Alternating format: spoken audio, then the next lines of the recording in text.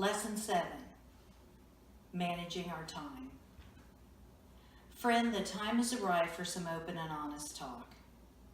I said hard work is involved in creating your beautiful life, and that hard work starts today. Today we discuss managing our time. We're going to take stock of where our time is going currently, what we're currently spending our time on, and we're going to take 100% responsibility for anything that needs to change.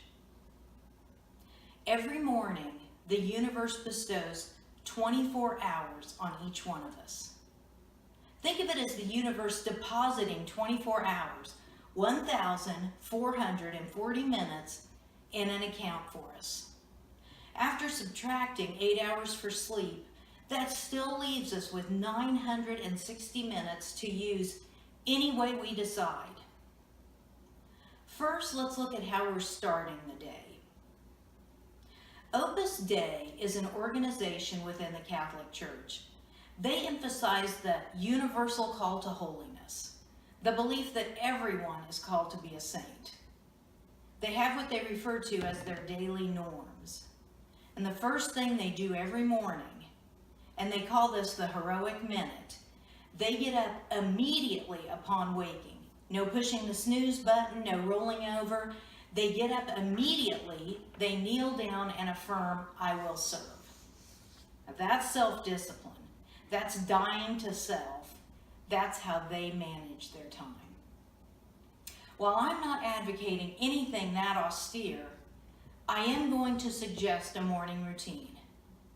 A routine that takes exactly 1 minute.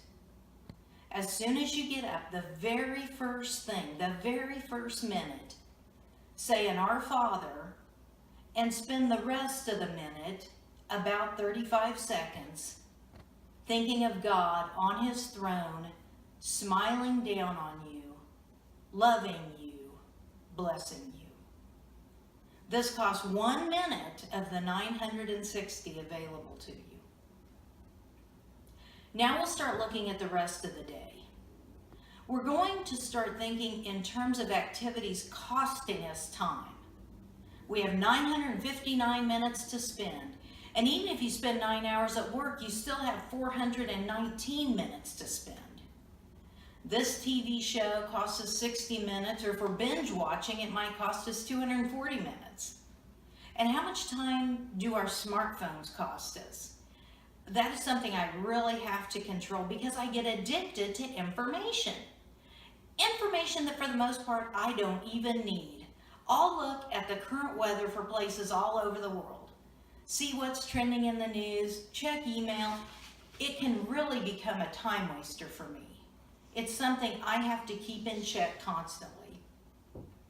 And if you're honest with yourself, you're going to find you have activities like that. Activities that are sucking your time and not bringing you any closer to your beautiful life. This is where the opportunity is. This is where the hard work is. Eradicating the time wasters and supplanting activities that will produce our beautiful life. I can tell you in my journey, the most challenging aspect has been getting and keeping myself under control. Self-discipline, controlling my thoughts, my words, my actions, my desires, my wants, my habits, controlling my time. That's the demanding task that lies in front of all of us. Getting and keeping ourselves under control.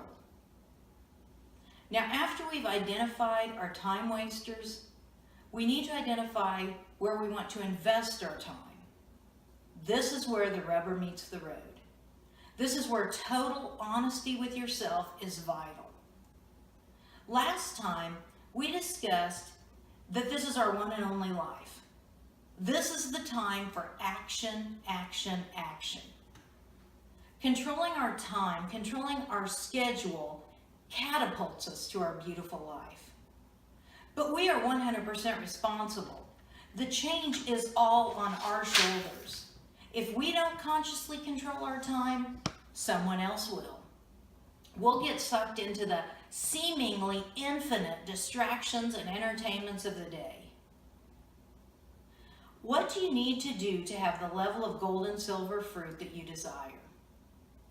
Do you need to spend 15 minutes a day increasing your expertise in your current career?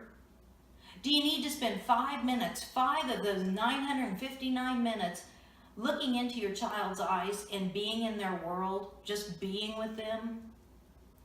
Do you need to spend 10 minutes focused on your spouse, just listening to them? Do you need to spend 10 minutes a day reading the Bible? Could you spend 15 minutes a day engaged in an activity that brought you joy as a child? If you did every one of those things I just listed, it would cost you less than 60 minutes. Now, back in the day, early in this journey, Tuesday was always cleaning day at my house. I had a portable tape player, a boom box they used to call it, that I would move from room to room with me while I was cleaning. I would listen to series after series, searching out the true laws of success.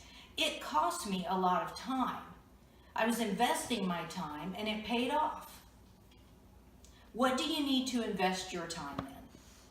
What do you need to learn? What fruit do you want in your life? And what do you need to do to produce that fruit? How would your life be different in 1 year if you exercised 15 to 20 minutes every day?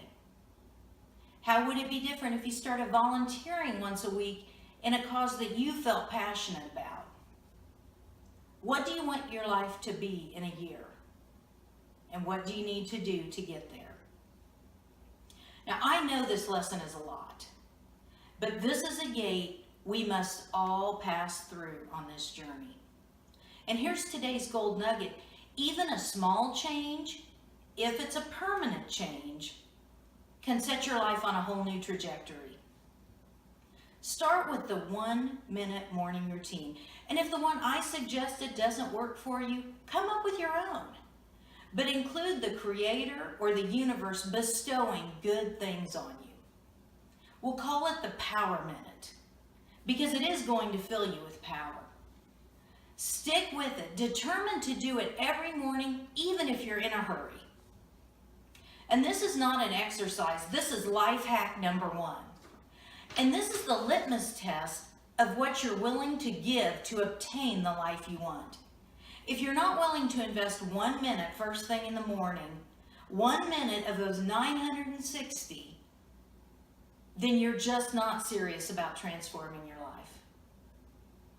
If you do the Power Minute and you do it faithfully, you'll soon be transforming other areas of your life too. Again, the Power Minute, your first minute of the day, saying Our Father, and spend the rest of the minute thinking of God on His throne, blessing you, loving you, filling you with His goodness. Zephaniah 3:17, the Lord your God will rejoice over you with His gladness and renew you with His love. This week's exercise is to start assessing where you're spending your time and determine where you need to spend your time. Implement the Power Minute with the expectation that your life is transforming. May God bless you, and may God bless your journey. See you next time.